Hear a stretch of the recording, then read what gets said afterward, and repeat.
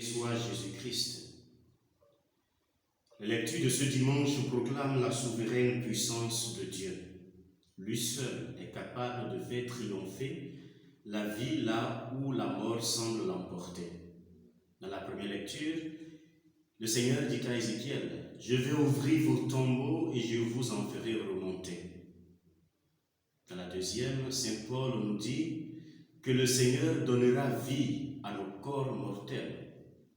Et dans l'Évangile, Jésus crie à haute voix, « Lazare, viens dehors !» et le mort sortit. Dans cette méditation, je voudrais nous inviter à entrer dans la vie en passant par la mort. Dans la première lecture, le peuple de Dieu en exil à Babylone, réduit à la merci des Babyloniens, anéantis, a perdu la confiance dans le Seigneur. Ils ont peur du lendemain. Ils se sentent abandonnés comme des brebis sans berger. Ils n'avaient plus de temps pour prier ou prier vers Dieu. Ils sont morts. Ils vivaient, mais ils étaient comme des morts. Ils étaient des cadavres en déplacement. Le peuple de Dieu pensait que tout est fini, mais Dieu n'a pas encore dit son dernier mot. Le peuple ne peut pas être éliminé parce que Dieu lui a promis une alliance éternelle que rien au monde ne pourra détruire.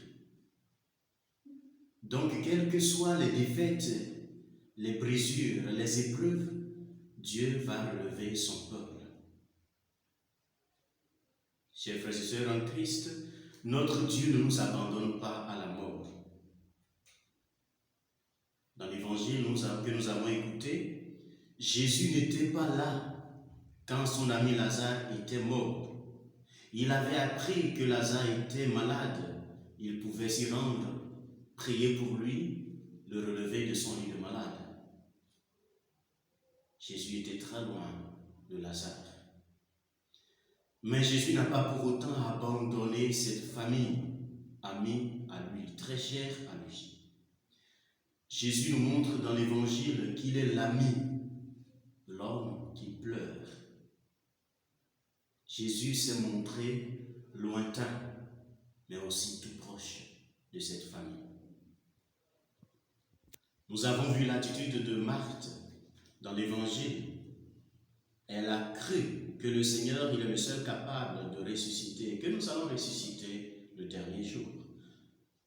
Elle a cru également que tout ce que Jésus allait demander au Père, Dieu va le lui accorder. Mais arrivée au tombeau, elle a pris peur, elle a douté.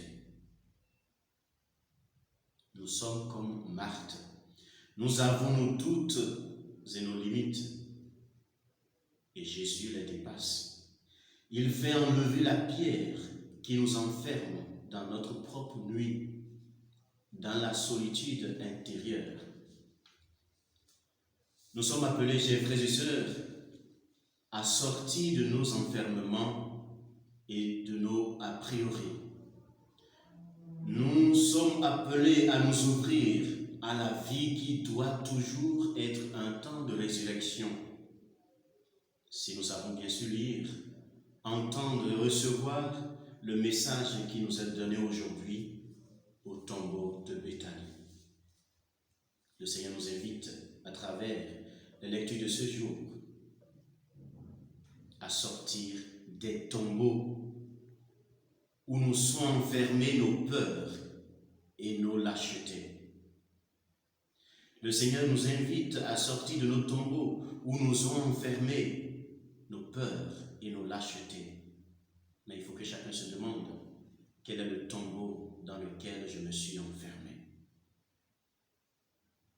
La peur, le doute, l'autosatisfaction, l'orgueil, ou même encore les différentes blessures intérieures et les mauvaises expériences que nous aimons parfois chérir dans nos cœurs. Le Seigneur a promis, je vais ouvrir vos tombeaux et je vous en ferai sortir. Saint Paul nous rappelle que l'esprit de celui qui a ressuscité Jésus d'entre les morts nous ressuscitera nous aussi. Jésus a commandé à ceux qui étaient là d'enlever la pierre. Et il est prêt à enlever la pierre où tu t'es enfermé. Mais est-ce que tu es prêt? Le Seigneur soit avec vous.